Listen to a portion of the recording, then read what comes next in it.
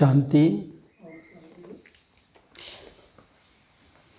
आप लोग सभी गीत सुना है जे बाबा चुन चुन के फूल संग्रह करके माला बनाए हैं। आज मुरली का जो प्रश्न है, बाप दादा के गले के हार में कौन से बच्चे माला के रूप में पिरोए जाएंगे।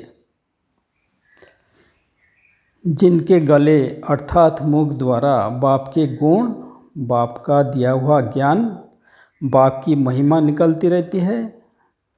जो बाप ने सुनाया वही मुख से आवाज़ निकलता, ऐसे बच्चे बाप दादा के गले के हार बन जाते हैं। बाप दादा के गले के हार, बाबा ने दो बातें यहाँ उल्लेख किया है, एक माला, एक हार। संसार में जब कोई विजयी होके लौटता है तब उसको विजय का माला, विजय का हार भी पहनाते हैं। जब कोई अच्छा कार्य करते हैं, सफलता प्राप्ति होता है, उस टाइम भी विजय माला, विजय हार पहनाते हैं। जब संसार में एक दो को एडप्ट करते हैं, शादी आदि करते हैं, उस टाइम भी माला पहनाते हैं। तो अभी देखते हैं, बाबा भी जब मुरली चलाते थे कभी कभी उदाहरण देते थे। बहुत सारे फूल ले आते थे और एक एक फूल दिखा के बोलते थे यहाँ भी बच्चे ऐसे हैं, और कोई गुलाब है, कोई रतनजोत है, कोई ओक के फूल है, लेकिन माला किससे बनता है? एक फूल के साथ दूसरे फूल का, एक दाने के साथ दूसरे दाने का जब संस्कार मिलता है।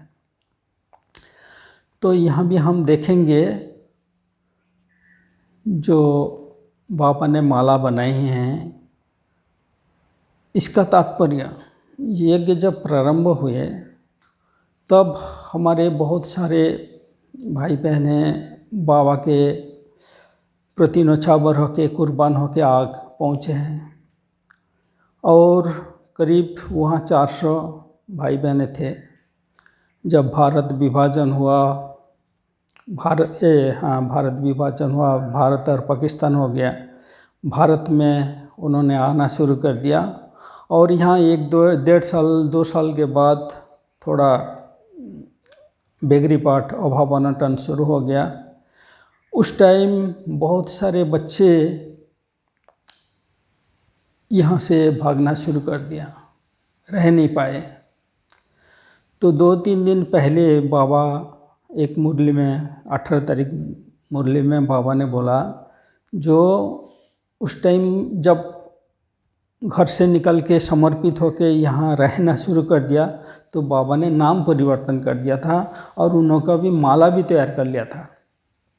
लेकिन जब यज्ञ से निकलना शुरू हुआ तब बाबा ने माला भी बंद कर दिया, नाम देना भी बंद कर दिया।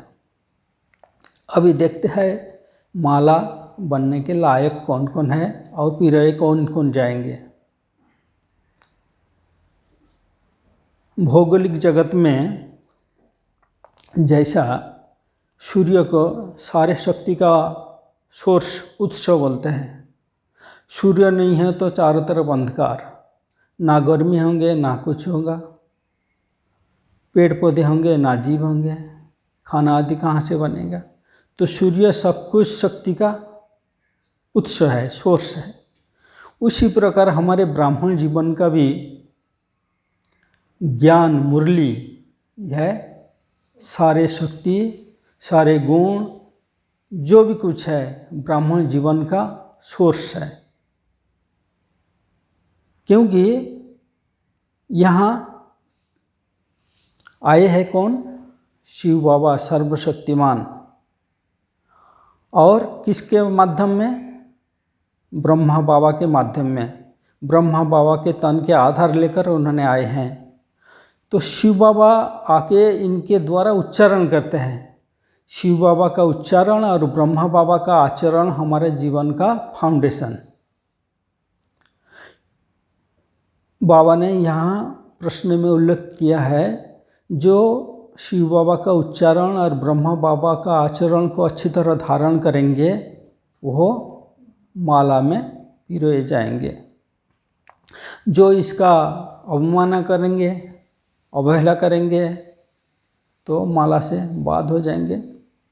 हम लोग बाबा ऐसा भक्ति में बोलते हैं 9 लाख का हार। तो हमारे जो गले में जो हार होता है उसमें 9 लाख उसका जो दाने हैं उसका संख्या है। मानो जो सतयुग में जब प्रारंभ में जितने संख्या है, बाबा जो बोलते हैं सतयुग का पहला संख्या है 9,16,108। तो ये माला में वे 9 लाख सब आ जाते हैं। तो 9 फेरे हार गले में जो होता है। तो पहला कौन सी है? अष्टरत्न। दूसरा में 100, उसके बाद नंबर वाइज। तो ऐसा हार बना रहे बाबा। अभी पूरा तो नहीं किया है, बाबा तो बोलते हैं लास्ट सो फर्स्ट। जो लास्ट में आएंगे वो भी फर्स्ट में या पहला नंबर में आ सकता है, पहली सारी में फर्स्ट डिवीजन में आ सकता है, अभी भी चांस है। ऐसा कोई ये नहीं, क्योंकि ब्राह्मणों का माला एक पूरे रीति से बना नहीं, सिर्फ बन रहे। बाबा ने पहला डिक्लेयर किया है, 1-2 दाना फिक्स हो गए, बाद बाकी सब नंबर वाइज बन रहे हैं। अभी आते हैं बाबा का जो मुरली है, ज्ञान रतन है, इसको हम कैसे धारण करें, कैसे अपनाएं। बाबा का जो ज्ञान रत्न है तो ये है हमारे सारे शक्ति बोलो, खजाना बोलो, सब कुछ का सोर्स है, उत्स है। और इसको कैसे हम धारण करेंगे? रोज़ तो मुरली सुनते हैं, लेकिन सुनने का भी तरीका होता है। जब ये लोग भागंती कैसे हो गए? जब इतना सब अभी भी कोर्स भी बहुत करते हैं, 1 महीना 2 महीना, साल 2 साल 5 साल, कोई 20 साल तक भी चलता है, फिर भागंती क्यों हो जाते हैं? गीता में एक श्लोक वर्णन है, अवजानन्ति मांग मूढ़ा मानुषी तनुमाश्रिताम परम भावम अजानन्ते मम भूत महेश्वरम। इस तन में जो सत्युग स्थापन करने वाला सत्य परमात्मा, वो इसमें अवतरित होकर जो ज्ञान सुना रहे हैं, इसके ऊपर पूरा निश्चय नहीं होता है।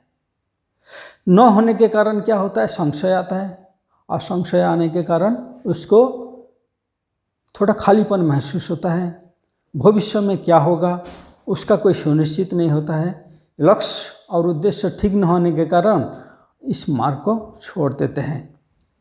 हमारे भी यहाँ हम लोग मुरली चर्चा जब करते थे, इसमें बहुत सारे नवीनत्व न लाने के लिए हम लोग कुछ प्रथा अवलंबन किया है। जैसे दीदी का उदाहरण देते हैं। दीदी मने मनमोहिनी दीदी पहले जब आते थे, कॉपी पेंसिल नोटबुक लेके आते थे और मुरली में क्वेश्चन और आंसर तैयार करते थे। सिर्फ मुरली सुनने के लिए नहीं, उसमें उसके अंदर से मक्खन निकालने के लिए, असली सार निकालने के लिए उन्होंने बहुत सारे तरीका अपनाया। एक क्वेश्चन आंसर मेथड। हमारे अभी भी इस ग्रुप में एक सुशील भाई है जो प्रश्नोत्तर एक सीरीज चलाते हैं। तो सारे दुनिया के जो ब्राह्मण हैं वो आतुर होकर देखते रहते कब ये मुरली का क्वेश्चन आंसर करके भेजें। तो पढ़ने से क्या होता है? उसके अंदर एक नवीनता आ जाता है। कोई हमारे भाई इसका कविता बनाते हैं, कोई गीत तैयार करते हैं, कोई इसके ऊपर सब्जेक्ट के ऊपर लेख लिखते हैं, इसके सामान निकालते हैं, हाँ कोई चित्र भी बनाते हैं। तो ऐसे बहुत सारे तरीका अपनाते हैं ताकि ये मुरली का अलग अलग रस मिले। जब रस मिलता है तब क्या होता है? तो आनंद होता है। जैसे बोलते हैं ना, आनंद देव कल्लिमानि भूतानि जायते। जब तक आनंद नहीं होता है तब तक ये भू में जीने का कोई मकसद नहीं होता है। तो इसीलिए कैसे आनंद में रहना है, कैसे मुरली में नया नया नवीनत्व लाना है, तो हम लोग इस मुरली का बहुत सारे तरीका अपनाते हैं। अब देखो, ये भी एक तरीका जो टॉपिक दिया है, चिंतन करके कुछ बोलना।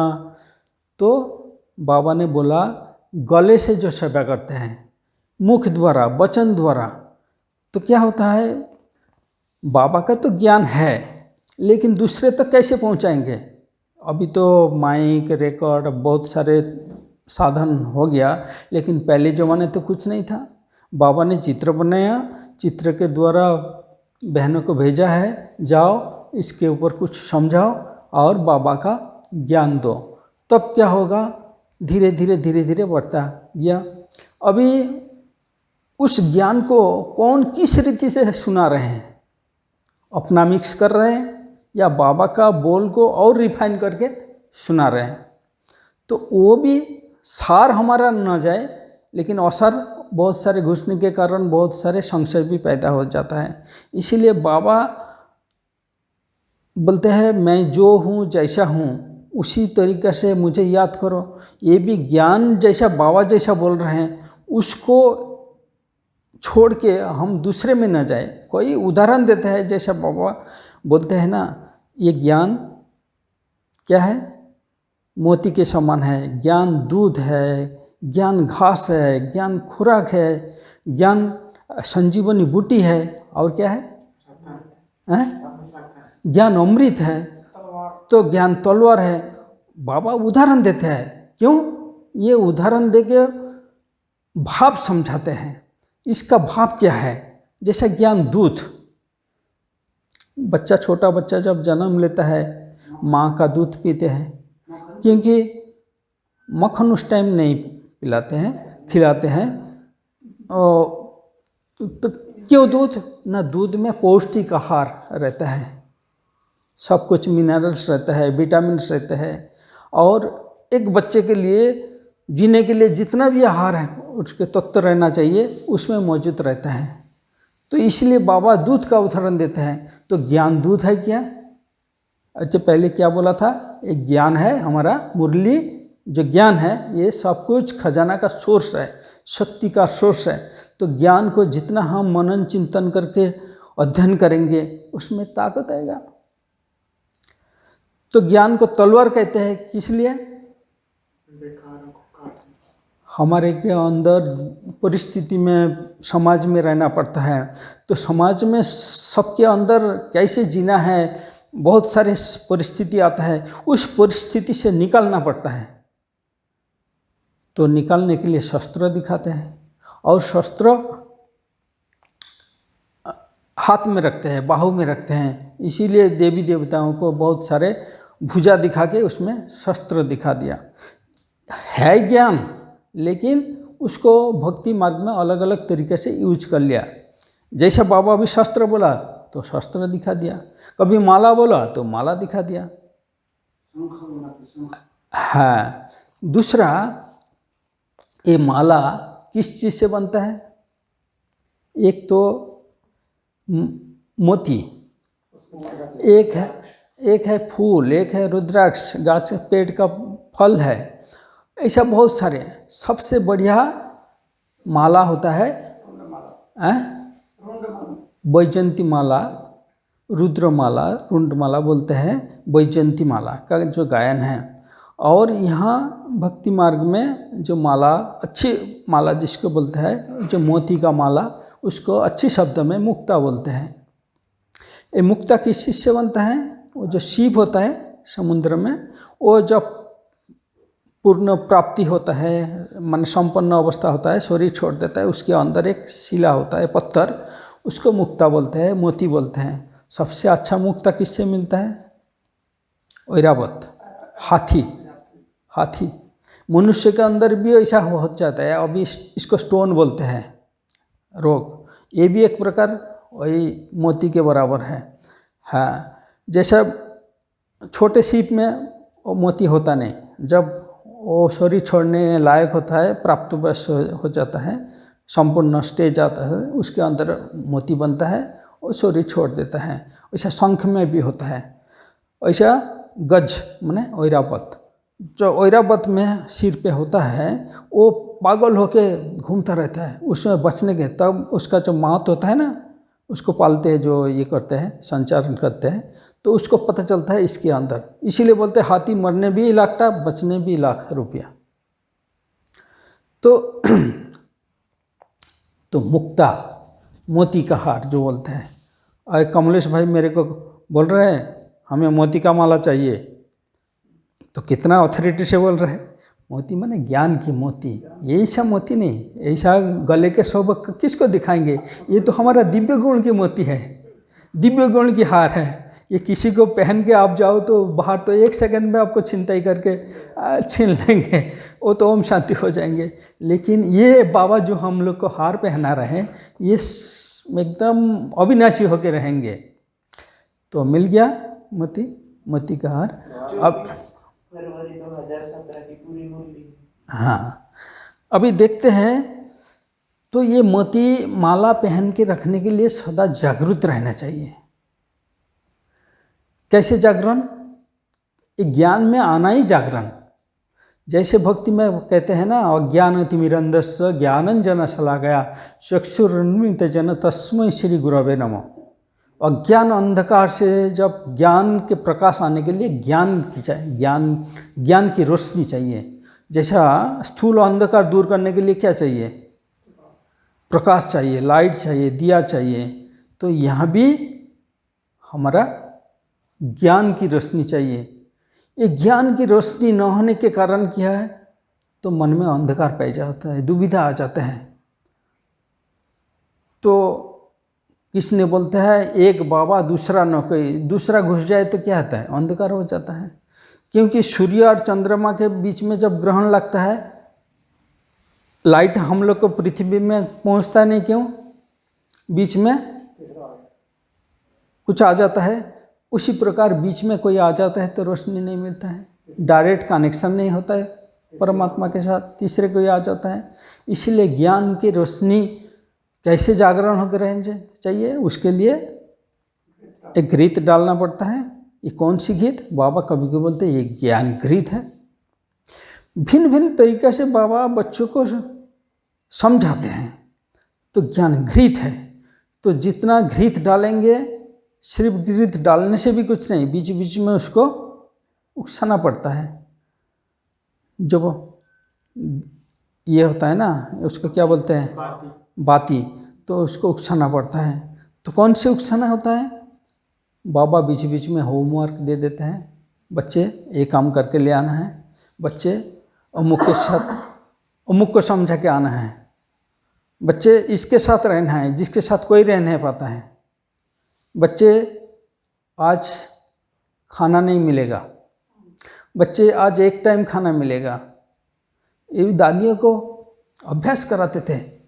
मुरली में कोई आया, आज शांति की कोई शब्द आया, जाओ 1 घंटा 2 घंटा पहाड़ी पर बैठ के तपस्या करो, शांति का अनुभव करो। उस टाइम इतना योग का, इतना ये का उतना मालूम नहीं था, ऐसा कैसेट लगा के कमेंट्री से योग करना। तो वो लोग बैठ के जैसा बाबा का उपस्थिति अनुभव करते थे। तो हर पल हम बाबा के उपस्थिति अनुभव करें तो हमारा अज्ञान निद्रा से हम जग जाएंगे। और जितना हम जग के रहेंगे तब क्या होगा? हम जैसा माला में पिरोए रहेंगे। तीसरा है, कौन सी है?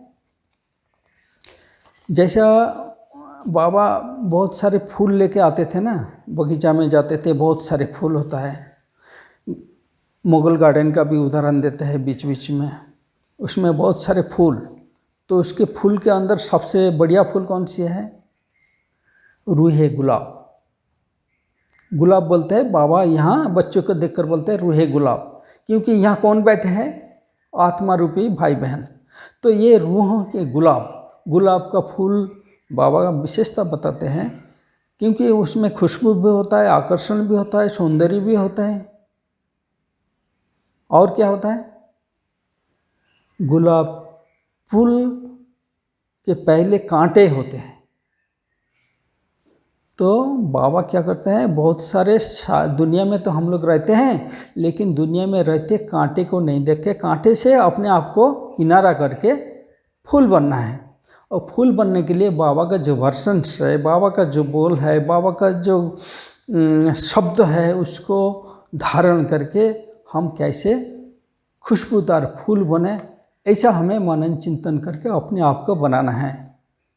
हम क्या बनने के लिए आए हैं, क्योंकि दुनिया से तो एक बार हट के आए हैं, अभी अगर उस तरफ मुंह करे तो क्या होगा हाल।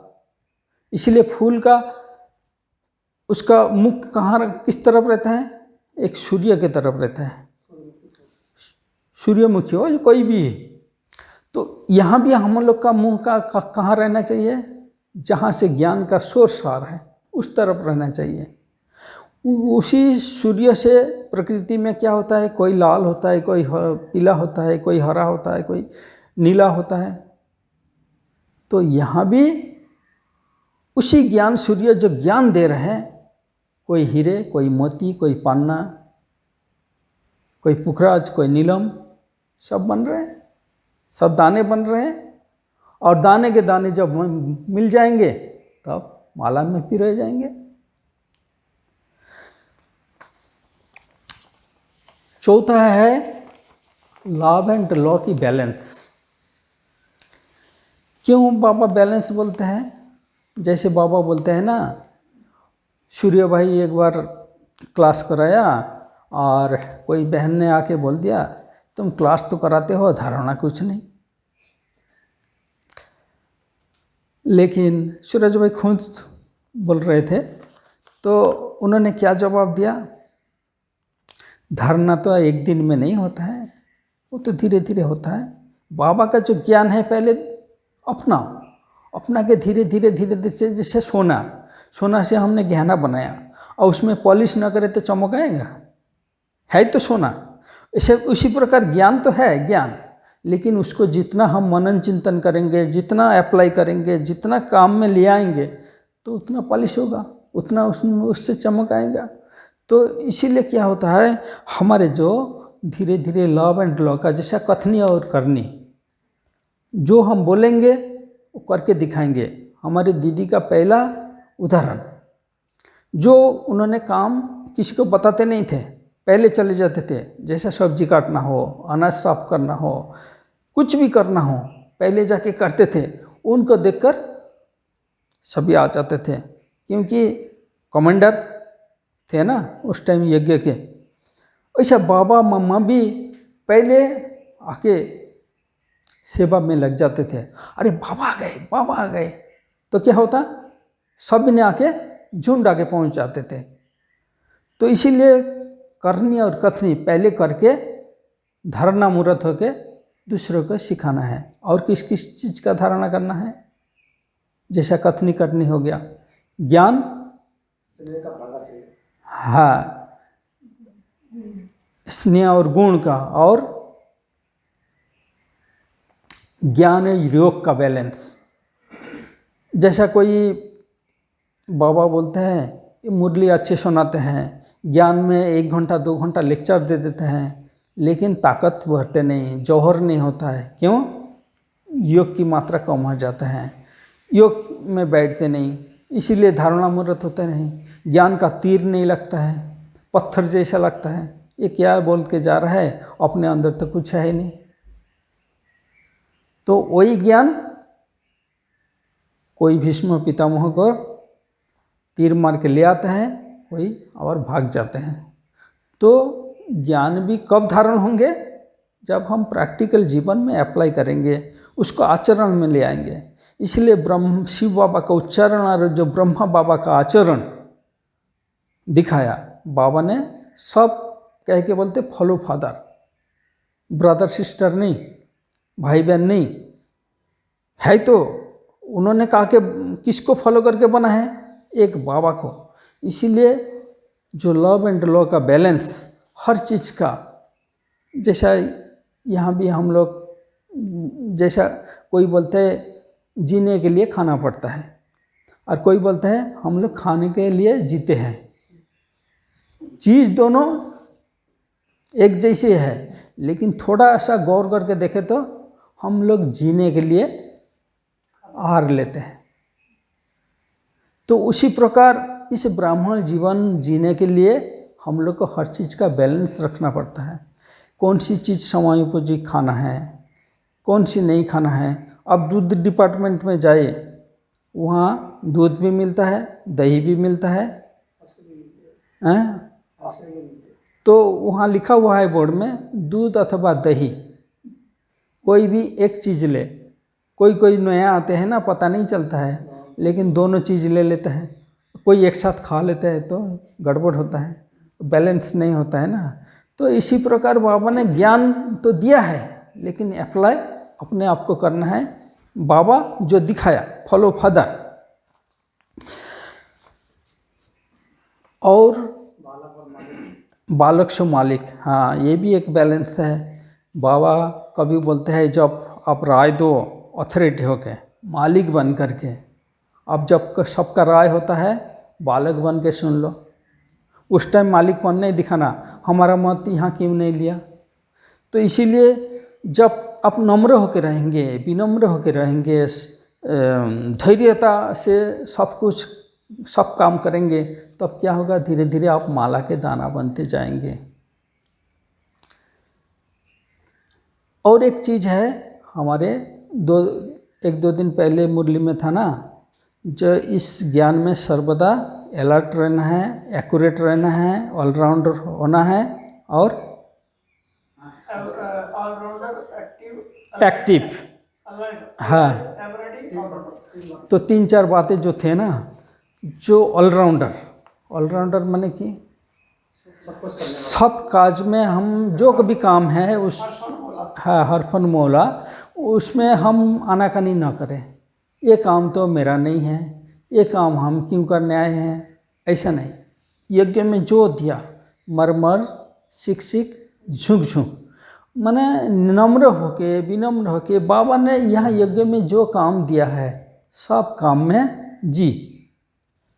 नहीं भी सीखा है, कोई दूसरे कर रहे हैं ना, उसको देखकर फॉलो करो। छोटे बच्चे कैसे फॉलो करते हैं माँ बाप को, वैसे अभी तो हम बच्चे हैं ना। कोई भले 20 साल ज्ञान में है, 30 साल ज्ञान में, पूछो हम बाबा के बच्चे हैं, तो बच्चे मानेंगे, छोटा एकदम आज्ञा मूर्त, आज्ञाकारी, सेवाधारी। इसीलिए हम लोग का ये जो बहुत बड़ा टाइटल है सेवाधारी। तो ये क्या करता है, हर टाइम सबको नम्र सिखाता है, नम्रता सिखाता है। हाँ, तो एक्टिव रहेंगे, अलर्ट रहेंगे और ऑलराउंडर होके रहेंगे, तो हमारा जीवन क्या होगा, माला के दाना बन जाएंगे, सबका प्रिय बन जाएंगे।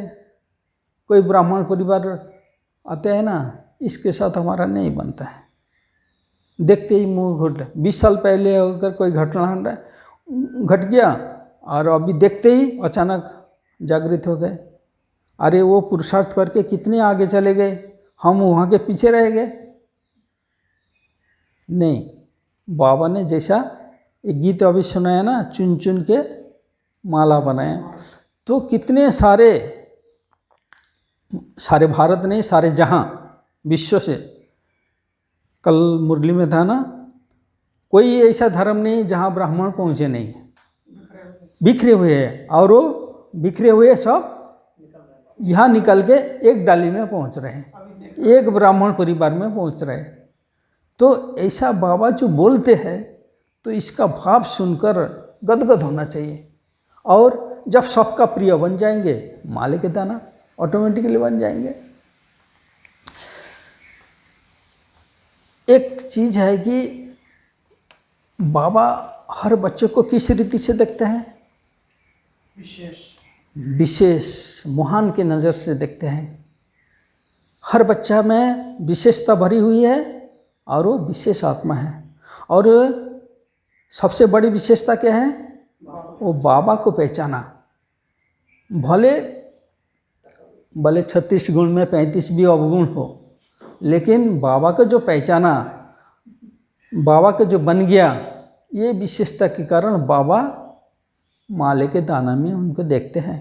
बाबा ऐसा नज़र से नहीं देखते हैं। बाबा उसका संपूर्ण देवता स्टेज को देखते हैं, फरिश्ता स्टेज को देखते हैं। और देखते देखते ऐसा हमारा भी एक वर्कशॉप होता था, जिसको भी देखो इसका क्या क्या गुण है उसको देखो। एक बार बाबा ने मामा को काम दिया था, इस बच्ची का क्या क्या अवगुण है लिख के ले आना, बाबा पूछेंगे। तो एक हफ्ता चला गया, बाबा ने पूछा नहीं। एक दिन अचानक मामा को पूछ लिया। मामा ने क्या जवाब दिया? मामा ने उसको 10 विशेषता बताई और लास्ट में बोला एक जो है ना, इसको उन्होंने ठीक कर ले तो अच्छा बढ़िया फर्स्ट क्लास बन जाएंगे। तो बाबा ने बोला पास हो गए। तो उन्होंने अवगुण सिर्फ नहीं देखा, गुण देखा, और उन्होंने ऐसा तरीके से बोला उसको भी दिल में नहीं लगा। तो हम लोग क्या करते हैं, कोई किसी के बारे में कोई थोड़ा सा ऊंची नीची बात होता है ना, तो दूसरा क्या कहता है वो तो ऐसा ही है। नहीं, वो तो परिस्थिति अनुसार कुछ हुआ होगा, समय और परिस्थिति के अंदर कुछ कुछ होता है ना।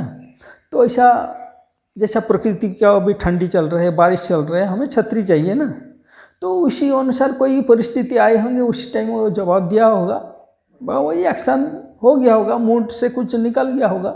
लेकिन असली हमारा स्वरूप क्या है, हम लोग इस लक्ष्य से नहीं आए हैं, ऐसा सर्टिफिकेट देने तो नहीं आए हैं।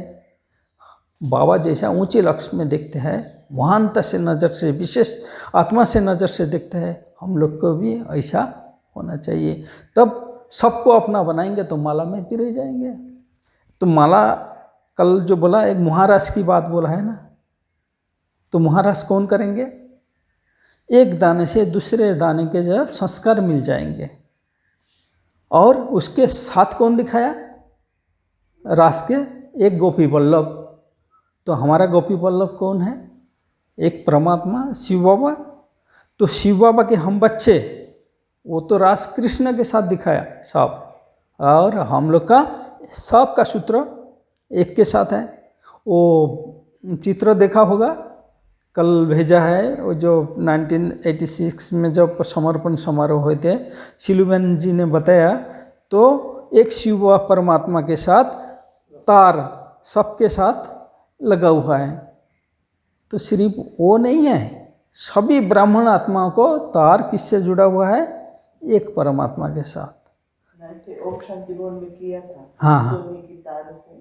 हाँ, वैसा बहन जी का भी समर्पण यहाँ पे हुआ था। अच्छा, वैसे तार बांध के गोल्ड की। हाँ, गोल्ड नहीं, गोल्डन।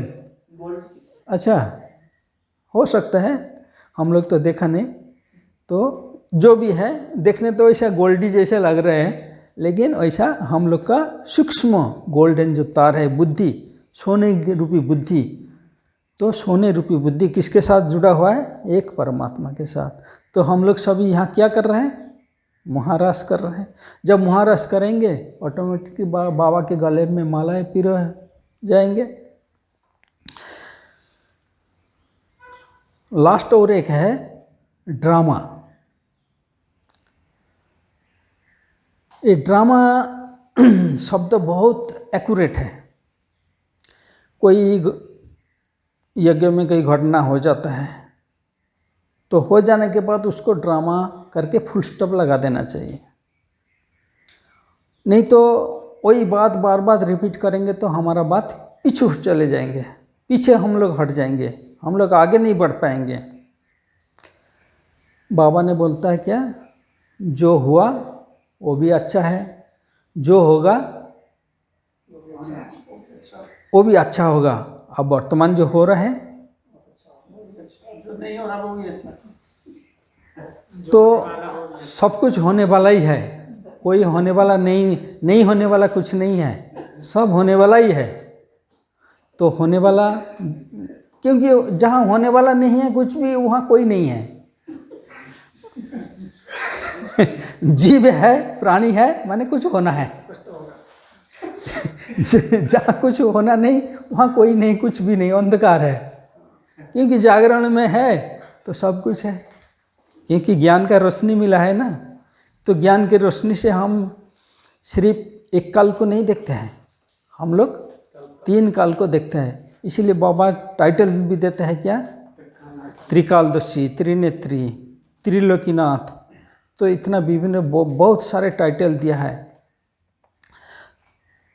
जो समान का मेथड है ना, वो भी आप रोज अभ्यास करो, उसमें रमन हो जाओ, तो आपका जीवन क्या होगा, मनोमय हो जाएंगे, हैं, मनोमय स्थिति, माने एक अतीन्द्रिय सुख की भाव आएंगे। जैसा बाबा, जैसा सूरज भाई भी बोलते हैं ना, मास्टर सर्वशक्तिमान 108 बार लिख लो कम से कम। अगर 108 बार लिखते लिखते लिखते लिखते ऐसा एक परिस्थिति आ जाता है क्या, अरे सर्वशक्तिमान का पावर अंदर आ जाता है, तो अंदर हिलते लगते हैं। कौन सी, वो हिलने से माया भाग जाते हैं, तो माया भी हिल के दूसरे स्थान में चले जाते हैं।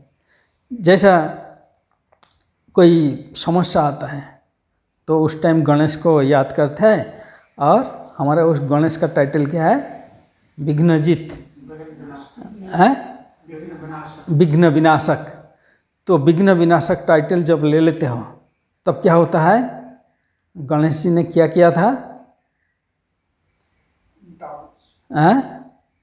नहीं, गणेश जी के साथ जो असुर आए थे वो चूहा बन के उसके साथ लड़ रहा था, मायावी होके।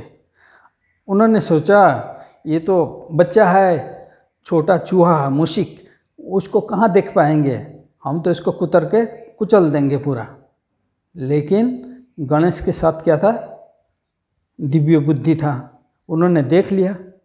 तो बाबा हर बच्चे को कौन सी टाइटल देते हैं, तुम गणेश हो, क्योंकि बाबा ने तुमको दिव्य बुद्धि दिया है। दिव्य बुद्धि द्वारा माया का रूप को तुम पहचानते हो। तो क्या होता है, जब विघ्न विनाशक का टाइटल लेते हैं, वो भी क्या करेंगे, चूहा जैसा छोटा बन के उसको ऊपर बैठ गया। तब वो चूहा क्या बोले, बचाओ प्रभु, और कोई उपाय नहीं है। तो ऐसा भी आप समान में रहेंगे ना, तो अलग अलग परिस्थिति से आप विजय प्राप्त कर लेंगे। और जब विजय प्राप्त होंगे अंदर क्या होगा, खुशी होंगे। राजा जब युद्ध क्षेत्र से विजयी होकर लौटते थे, उसको वरमाला पहनते थे, विजय का माला पहनाते थे। तो ये भी बाबा भी हर बच्चे को हर टाइम जब उसको आंतरिक खुशी होता है, ऐसा मुरली पढ़ के हो, ज्ञान सुना के हो, किसी को कोर्स करा के हो, योग में बैठ के अतीन्द्रिय सुख होता है, तब बाबा भी उस टाइप वरमाला पहनाते हैं। तो माला में हम लोग ऑटोमेटिकली पिरोए जाएंगे। एक लास्ट में बाबा कभी कभी बोलता है, जो संजीवनी बूटी, ये संजीवनी बूटी कौन सी है, जीवन दान देने वाली, नवजीवन देने वाली। आप रामायण में देखेंगे, लक्ष्मण जब मूर्छित हो गए थे, और संजीवनी बूटी लेने के लिए हनुमान को भेजा था, और उन्होंने एक वहाँ उसको नहीं मिला तो पर्वत समेत उठा के ले आए। इसका अर्थ क्या है, कौन सी संजीवनी बूटी, कौन सी दवाई उसमें है, वो पिला के बाद सूंघा के मूर्छित को सुरजित कर देते हैं। तो बाबा भी बोलते हैं, ये मुरली, ये जो ज्ञान की मुरली, कोई भी कुछ परिस्थिति आ जाए, दिल शिकस्त हो जाता है, कुछ भी हो जाए, बाबा बोलते हैं मुरली पढ़ लो, उसमें कोई ना कोई समाधान आपको मिल जाएंगे। कोई ऐसा पॉइंट आ जाएंगे तब आपका क्लिक होगा, ऐसा अरे यही तो है। ये तो बहुत सारे ब्राह्मणों का एकदम अनुभव है, तो इसको छोड़ नहीं सकते हैं। तो मुरली जो ज्ञान का शस्त्र है, मुरली जो संजीवनी बूटी है, इससे हमारा प्राण निखरता है। तो बाबा का जो बाबा बोलते हैं ना, फिर से एक बार बोलता हूँ, तो बाप दादा के गले के हार में कौन बच्चे माला के रूप में पिरोए, हार में माला के रूप में पिरोएंगे, इसका अर्थ क्या है? माना महिमा करेंगे, बाप की महिमा करेंगे, उनके मुख से निकलेगी बात नहीं।